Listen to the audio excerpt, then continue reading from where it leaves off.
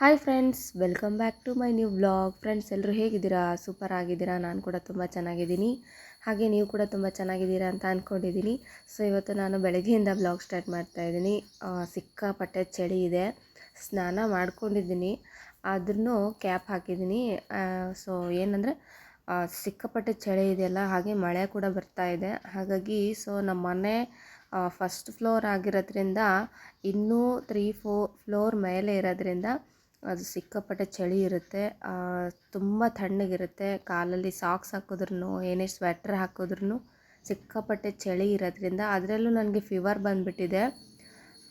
ಹಾಗಾಗಿ ಕ್ಯಾಪ್ ಹಾಕ್ಕೊಂಡಿದ್ದೀನಿ. ಮಾತಾಡೋಕ್ಕಾಗ್ತಾಯಿಲ್ಲ. ಫುಲ್ ಏನಂದರೆ ವಾಯ್ಸ್ ಎಲ್ಲ ಕಟ್ಟದಾಗ ಆಗಿಬಿಟ್ಟಿದೆ. ಹಾಗಾಗಿ ನಮ್ಮ ಅತ್ತೆ ಏನೇ ಹೇಳಿದ್ರು ನಾನು ರಿಪೀಟಾಗಿ ಕೇಳಿಸ್ಕೊತಾ ಇದ್ದೀನಿ. ಈಗ ಮಾತಷ್ಟೇ ಅಲ್ಲ, ಕಿವಿ ಕೂಡ ನಂದು ಏನೋ ಬ್ಲಾಕ್ ಆಗಿಬಿಟ್ಟಿದೆ.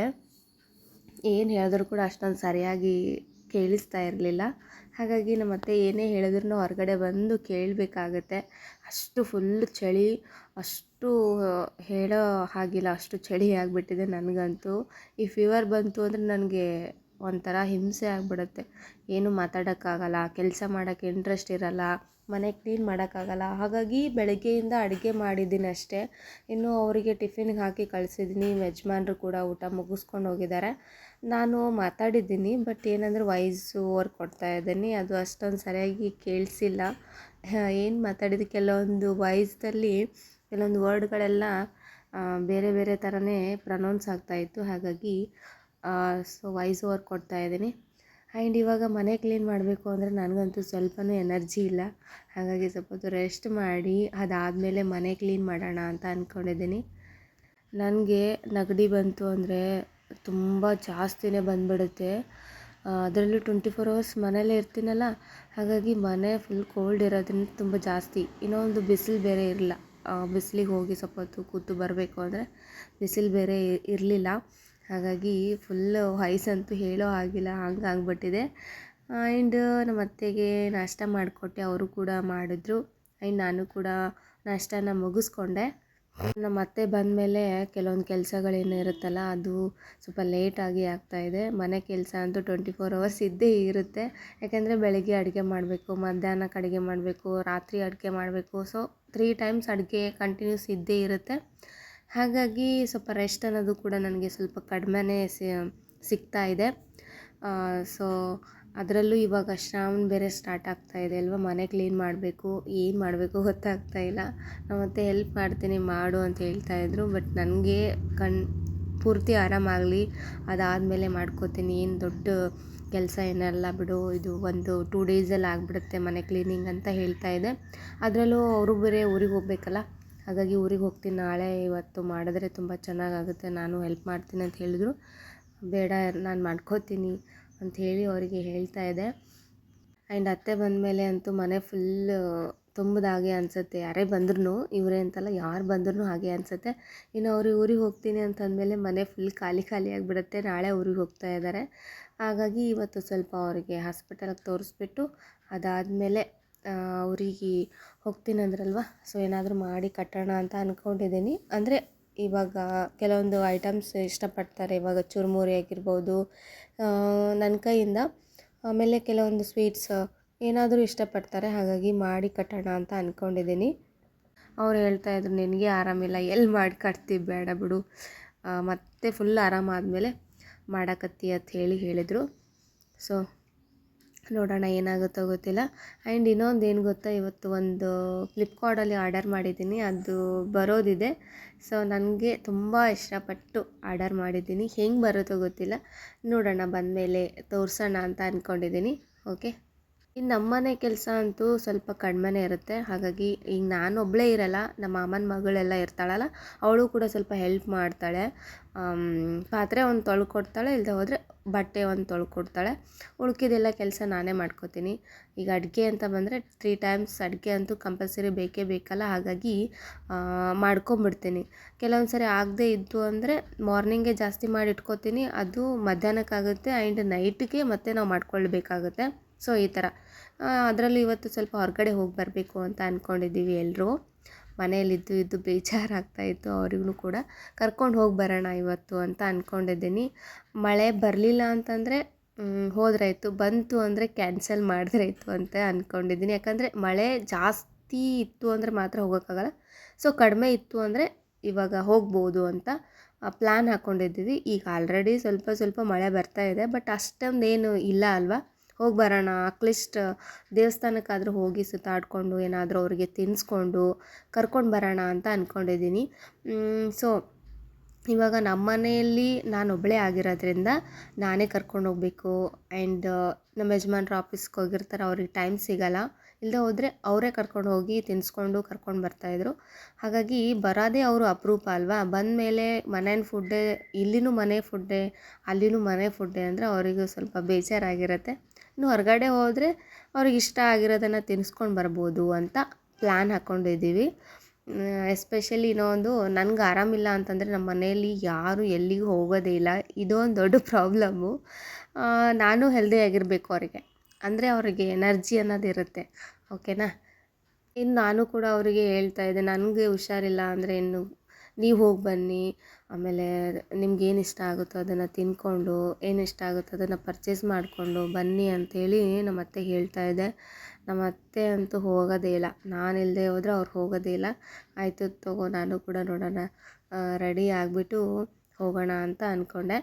ಇನ್ನು ಅಷ್ಟೊತ್ತಿಗೆ ಮನೆ ಕೆಲಸ ಬೇಗ ಬೇಗ ಮುಗಿಸ್ಕೊಂಡ್ರೆ ನಮಗೂ ಕೂಡ ಈಸಿ ಆಗುತ್ತೆ ಹೋಗಿ ಬರೋದಕ್ಕೆ ಅಂಥೇಳಿ ಬೇಗ ಬೇಗ ಕೆಲಸನ ಮುಗಿಸ್ಕೊಳ್ತಾ ಇದ್ದೀನಿ. ಆ್ಯಂಡ್ ಮುಗಿಸ್ಕೊಂಡು ಸ್ವಲ್ಪ ರೆಸ್ಟ್ ಮಾಡಿ ಅದಾದಮೇಲೆ ಸಿಗ್ತೀನಿ. ಓಕೆನಾ.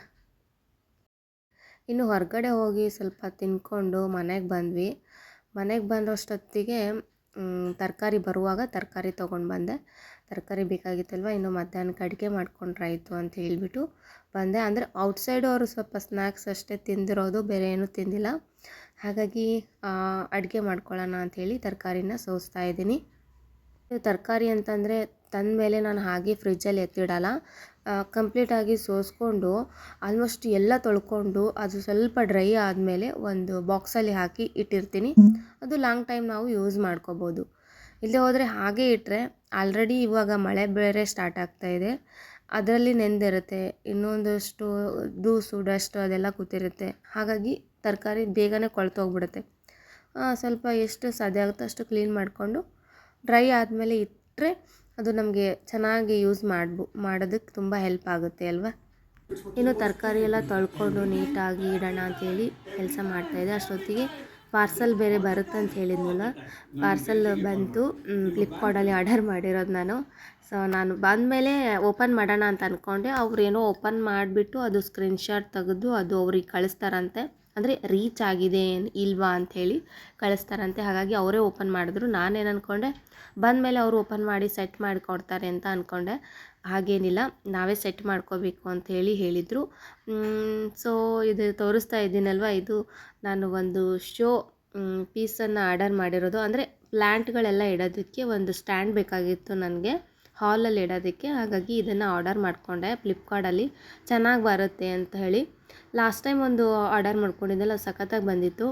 ಅದು ಪ್ಲಾಸ್ಟಿಕ್ ಇದ್ದಿದ್ದು, ಬಟ್ ನಾನು ಇದನ್ನು ಸೊ ಇದು ಕಬ್ಬಿಣದೇನೋ ಇದೆ, ಹಾಗಾಗಿ ವೇಟ್ ತುಂಬ ಜಾಸ್ತಿ ಇದೆ. ಸೊ ಇದು ನಮಗೆ ಲಾಂಗ್ ಟೈಮ್ ಯೂಸ್ ಆಗುತ್ತೆ, ಅಂದರೆ 2 in 1 ಯೂಸ್ ಆಗುತ್ತೆ. ಒಂದು ಶಾರ್ಟ್ಕಟ್ ಅಂದರೆ 2 ಥರ ಯೂಸ್ ಮಾಡ್ಕೋಬೋದು. ಒಂದು ಕಿಚನಲ್ಲಿ ಕೂಡ ಯೂಸ್ ಮಾಡ್ಕೋಬೋದು, ಒಂದು ಬೇಕಾದರೆ ನಾವು ಹಾಲಲ್ಲಿ ಯೂಸ್ ಮಾಡ್ಕೋಬೋದು. ಆ ಥರ ನೋಡಿಬಿಟ್ಟು ಆರ್ಡರ್ ಮಾಡ್ಕೊಂಡಿರೋದು. ಇದು ಭಾಗ ಬಂದುಬಿಟ್ಟು 2 ಇದೆ ನೋಡಿ. 2 ಒಂದೊಂದು ಕಡೆ ನೀವು ಇಟ್ಕೋಬೋದು. ಒಂದು ಕಿಚನಲ್ಲಿ ಇಟ್ಕೋಬೋದು, ಇಲ್ಲದೆ ಹೋದರೆ ಹಾಲಲ್ಲಿ ಇಟ್ಕೋಬೋದು. ಓಕೆನಾ. ಸೊ ಇದು ಲಾಂಗ್ ಇರೋದ್ರಿಂದ ಅದಕ್ಕೆ ನಟ್ ಕೂಡ ಕೊಟ್ಟಿರ್ತಾರೆ ಈ ಥರ.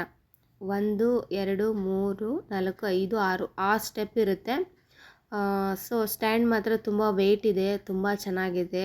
ನನಗೆ ಸಖತ್ ಅಂದರೆ ಸಖತ್ ಇಷ್ಟ ಆಯಿತು. ಈಗ ನಾವು ಪ್ರೈಸ್ ಕೊಟ್ಟಿದ್ದಕ್ಕೂ ರೇಟ್ ಒಂದು ಕೊಟ್ಟಿದ್ದಕ್ಕೂ ವರ್ತ್ ಅಂತ ಹೇಳ್ಬೋದು. ಲಾಂಗ್ ಟೈಮ್ ಯೂಸ್ ಆಗುತ್ತೆ. ಆಮೇಲೆ ನಾವು ಇದನ್ನು ಹೆಂಗೆ ಬೇಕೋ ಹಂಗೆ ಯೂಸ್ ಮಾಡ್ಕೋಬೋದು. ಪಾಟ್ ಅಷ್ಟೇ ಅಲ್ಲ, ಶೋ ಪೀಸನ್ನು ಇಟ್ಕೋಬೋದು. ಆಮೇಲೆ ಮಕ್ಕಳು ಬೇಕಾಗಿರುವಂಥ ಥಿಂಗ್ಸ್ಗಳನ್ನು ಇಟ್ಕೋಬೋದು. ಕಿಚನ್ನಲ್ಲಿ ಗ್ಲಾಸ್ ಸ್ಟ್ಯಾಂಡು, ಆಮೇಲೆ ಸ್ಪೂನ್ ಸ್ಟ್ಯಾಂಡು, ಆಮೇಲೆ ಕಪ್ ಸ್ಟ್ಯಾಂಡು, ಇವೆಲ್ಲ ಒಂದೊಂದು ಸ್ಟ್ಯಾಂಡ್ನಲ್ಲಿ ಒಳಗಡೆ ಇಟ್ಕೊಂಡು ಫಿಕ್ಸ್ ಮಾಡ್ಕೋಬೋದು. ಓಕೆನಾ. ಅದೇನು ಬೀಳೋದಿಲ್ಲ, ಯಾಕಂದರೆ ಸ್ಟ್ಯಾಂಡ್ ಇರೋದು ತುಂಬ ವೆಯ್ಟ್ ಇರುತ್ತೆ. ನಾವು ಎಷ್ಟು ವೆಯ್ಟ್ ಇದ್ರೂ ಕೂಡ ಅದು ತಡೆಯುತ್ತೆ. ಹಾಗಾಗಿ ನನಗೆ ತುಂಬ ಇಷ್ಟ ಆಯಿತು. ತಂದ ತಕ್ಷಣ ಅದನ್ನು ನಾನು ನೀಟಾಗಿ ಚೆಕ್ ಮಾಡಿದ್ಮೇಲೆ ಅದನ್ನು ಫಿಕ್ಸ್ ಮಾಡ್ತಾಯಿದ್ದೀನಿ. ಅದಕ್ಕೆ 3 ಹೋಲ್ಸ್ ಇರುತ್ತೆ. ಆಮೇಲೆ ಅವ್ರು ನಟ್ ಕೊಟ್ಟಿರ್ತಾರೆ, ನಾವು ಫಿಕ್ಸ್ ಮಾಡಬೇಕು. ಫಿಕ್ಸ್ ಮಾಡಿ ನಟ್ಟು ಚೆನ್ನಾಗಿ ಫಿಕ್ಸ್ ಮಾಡಬೇಕು, ಇಲ್ಲದೆ ಹೋದರೆ ವಾಲೋ ಚಾನ್ಸಸ್ ಜಾಸ್ತಿ ಇರುತ್ತೆ. ಹಾಗಾಗಿ ಫಿಕ್ಸ್ ಮಾಡ್ತಾಯಿದ್ದೀನಿ.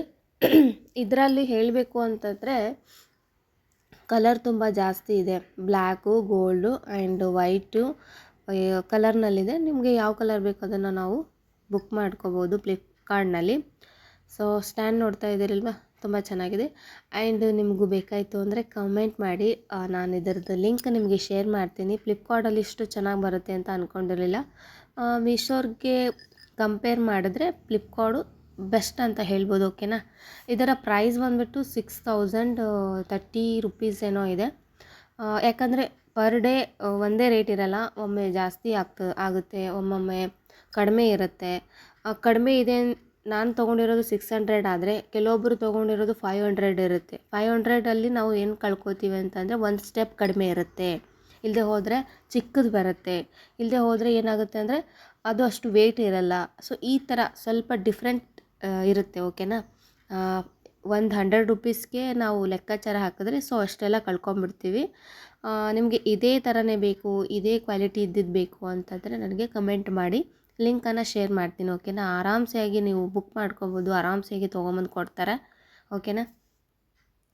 ಸೊ ನಾನು ತುಂಬ ಚೆಕ್ ಮಾಡಿ ಸೊ ಡೀಟೇಲ್ಸ್ ಎಲ್ಲ ನೋಡಿಬಿಟ್ಟು ಅದಾದಮೇಲೆ ಬುಕ್ ಮಾಡಿರೋದು. ತುಂಬ ಚೆನ್ನಾಗಿದೆ. ಓಕೆ. ನಾನು ಇದನ್ನು ಎಲ್ಲಿ ಎತ್ತಿಡಬೇಕು ಅಂತ ನೋಡ್ತಾ ಇದ್ದೀನಿ. ಹಾಲಲ್ಲಿ ಇಡೋದಾ, ಕಿಚನಲ್ಲಿ ಇಡೋದಾ ಅಂತ ಹೇಳ್ಬಿಟ್ಟು ಯೋಚನೆ ಮಾಡ್ತಾಯಿದ್ದೀನಿ. ಯಾಕಂದರೆ ಒಂದು ಹಾಲು ಸಿಕ್ಕಾಪಟ್ಟೆ ಸಣ್ಣದಿದೆ, ಕೆಲವೊಬ್ಬರಿಗೆ ದೊಡ್ಡದು ಅನ್ನಿಸ್ಬೋದು, ನನಗೆ ಮಾತ್ರ ಇದು ಚಿಕ್ಕದೇ ಇದೆ. ಹಾಗಾಗಿ ಯೋಚನೆ ಮಾಡ್ತಾಯಿದ್ದೀನಿ ಎಲ್ಲಿ ಇಡಬೇಕು ಅಂತ. ನೋಡೋಣ, ಎಲ್ಲಾದರೂ ಒಂದು ಕಡೆ ಇಟ್ಟರೆ ಆಯಿತು ಅಂತೇಳಿ ಅಂದ್ಕೊಂಡಿದ್ದೀನಿ. ಸೊ ಔಟ್ಸೈಡ್ ಇಟ್ಟರೆ ತುಂಬ ಚೆನ್ನಾಗಿರುತ್ತೆ. ಮನೆ ಮುಂದುಗಡೆ ಪ್ಲ್ಯಾಂಟ್ಗಳು ಇಟ್ಬಿಟ್ಟು ತುಂಬ ಚೆನ್ನಾಗಿ ಲುಕ್ ಕೊಡುತ್ತೆ. ಮನೆಗೊಂದು ಒಂಥರ ಯೂನಿಕ್ ಅಂತ ಹೇಳ್ಬೋದು. ನನಗೆ ಎಸ್ಪೆಷಲಿ ಸಿಕ್ಕಾಪಟ್ಟೆ ಇಷ್ಟ ಆಯಿತು. ಇದರಲ್ಲಿ ವೆರೈಟಿ ಡಿಸೈನ್ಸ್ ಕೂಡ ಇದೆ. ನೋಡೋಣ, ನೆಕ್ಸ್ಟ್ ಟೈಮ್ ಅದನ್ನು ಕೂಡ ಆರ್ಡರ್ ಮಾಡಿದೆ ಅಂತಂದರೆ ನಿಮಗೂ ಕೂಡ ತೋರಿಸ್ತೀನಿ. ಓಕೆನಾ. ಇನ್ನು ಫೈನಲಿ ನೋಡ್ತಾ ಇದ್ದೀರಲ್ವ, ಈ ಥರ ಇದೆ ನೋಡಿ. ನೋಡೋದಕ್ಕೆ ಸಿಂಪಲ್ಲಾಗಿ ಇದ್ರೂ ನಮ್ಮದು ಏನು ಹೇಳ್ತೀವಿ, ನಮ್ಮ ಒಂದು ಲೆವೆಲ್ಲಿಗೆ ಹೈಟ್ ಇದೆ. ಓಕೆನಾ. ಆ್ಯಂಡ್ ನೈಟಿಗೆ ಅಡುಗೆ ಮಾಡ್ಕೋಬೇಕು ಅಂತೇಳಿ ರೆಡಿ ಮಾಡ್ತಾಯಿದ್ದೀನಿ. ಆ್ಯಂಡ್ ಮಧ್ಯಾಹ್ನ ಕೂಡ ಊಟ ಎಲ್ಲ ಮುಗಿಸ್ಕೊಂಡ್ವಿ. ಇವಾಗ ಸ್ವಲ್ಪ ಬೆಳಕಿರೋದ್ರಾಗೆ ಅಡುಗೆ ಮಾಡ್ಕೊಂಬಿಡ್ತೀನಿ. ಯಾಕಂದರೆ ಮಕ್ಕಳು ಸ್ಕೂಲಿಂದ ಬಂದಮೇಲೆ ಅವ್ರಿಗೆ ಟ್ಯೂಷನ್ ಕಳಿಸೋದು ಆ್ಯಂಡ್ ಅವ್ರಿಗೆ ಹೋಮ್ವರ್ಕ್ ಮಾಡಿಸೋದ್ರಲ್ಲಿ ನನಗೆ ಟೈಮ್ ಸಾಕಾಗ್ತಾಯಿಲ್ಲ. ಹಾಗಾಗಿ ಸ್ವಲ್ಪ ಬಿಫೋರ್ ಒಂದು 1 ಅವರ್ 1.5 ಅವರ್ ಬಿಫೋರ್ ಅಡುಗೆ ಮಾಡ್ಕೊಂಡು ಇಟ್ಕೊಂಡ್ರೆ ಉಳ್ಕಿದೆಲ್ಲ ಮಾಡ್ಕೋಬೋದು, ರೊಟ್ಟಿ ಮಾಡ್ಕೊಳ್ಬೋದು ಆಮೇಲೆ ಅಂಥೇಳಿ ಮಾಡ್ಕೊಳ್ತಾ ಇದ್ದೀನಿ. ಇನ್ನು ಎಲ್ಲ ಕಾಳುಗಳನ್ನು ಹಾಕಿ ನಾನು ರೈಸ್ ಮಾಡ್ಕೊತಾ ಇದ್ದೀನಿ. ಸೊ ಇದರಿಂದ ಮಕ್ಕಳಿಗೆ ಮತ್ತು ತುಂಬ ಹೆಲ್ತ್ ಬೆನಿಫಿಟ್ಸ್ ಇದೆ. ಎಷ್ಟು ಕಾಳುಗಳಿರುತ್ತಲ್ವ ಸ್ವಲ್ಪ ಸ್ವಲ್ಪ ಹಾಕಿ ಚೆನ್ನಾಗಿ ಅನ್ನದಲ್ಲಿ ಕುದಿಸ್ಕೋಬೇಕು. ಇವನ್ ಕೇಸ್ ಸಾಂಬಾರಲ್ಲಿ ನಾವು ಹಾಕಬೇಕು ಅಂತ ಅಂದ್ಕೊಂಡ್ರೆ ಬಿಫೋರ್ ಕುದಿಸ್ಕೋಬೇಕಾಗುತ್ತೆ. ಸಾಂಬಾರು ಆಲ್ರೆಡಿ ಮಾಡಿಟ್ಕೊಂಡಿದ್ವಿ ಅಂತಂದರೆ ಇವು ಕುದಿಬೇಕಾಗಿತ್ತು ಅಂದರೆ ಅನ್ನದಲ್ಲಿ ಹಾಕ್ಕೊಂಡು ಕುದಿಸ್ಕೋಬೋದು, ಎರಡೂ ಆಗುತ್ತೆ. ಓಕೆನಾ. ಹಾಗಾಗಿ ನಾನು ಆಲ್ಮೋಸ್ಟ್ ಕಡಲೆಕಾಳು ಆಮೇಲೆ ಕೆಲವೊಂದು ಜೋಳದ ಕಾಳು ಕೂಡ ಹಾಕಿರ್ತೀನಿ. ಆಮೇಲೆ ಇವಾಗ ತೊಗರಿ ಕಾಳು, ಆಮೇಲೆ ಬೀನ್ಸು, ಆಮೇಲೆ ಇವೆಲ್ಲ ಎಷ್ಟು ಕಾಳುಗಳಿದೆಯೋ ಅದನ್ನೆಲ್ಲ ನೀಟಾಗಿ ತೊಳೆದ್ಬಿಟ್ಟು ಒಂದು 1/2 ಅವರ್ ನೆನೆ ಇಟ್ಕೊಂಡು ಅದಾದಮೇಲೆ ಕುದಿಸ್ಕೊಂಡ್ಬಿಡ್ತೀನಿ, ಎರಡೂ ಆಗಿಬಿಡುತ್ತೆ. ಓಕೆನಾ. ಸೊ ಇವಾಗ ಅಡುಗೆ ಅಂತೂ ರೆಡಿ ಆಗಿಬಿಟ್ಟಿದೆ. ಸೊ ಇವಾಗ ಊಟ ಮಾಡಬೇಕು ಅಂತ ಅಂದ್ಕೊಂಡಿದ್ದೀವಿ. ಆ್ಯಂಡ್ ಯಾಕಂದರೆ ನಾನು ಬೆಳಗ್ಗೆಯಿಂದ ಏನೂ ತಿಂದೇ ಇಲ್ಲ ಇವತ್ತು. ಆಮೇಲೆ ಮಾಡಿದ್ರಾಯ್ತು ಅಂತ ಹೇಳ್ಬಿಟ್ಟು ಕೆಲಸದಲ್ಲೇ ಬ್ಯುಸಿ ಆಗಿಬಿಟ್ಟಿದೆ. ಸ್ವಲ್ಪ ಈವ್ನಿಂಗ್ ಟೈಮ್ನಲ್ಲಿ ಸ್ವಲ್ಪ ಸ್ನ್ಯಾಕ್ಸ್ ಥರ ಲೈಟಾಗಿ ಊಟ ಮುಗಿಸ್ಕೊಂಡಿರ್ತೀನಿ. ಅದಾದಮೇಲೆ ಮತ್ತೆ ಅವ್ರ ಜೊತೆ ಕೂತ್ಕೊಂಡು ಊಟ ಮಾಡ್ತೀನಿ. ಓಕೆನಾ.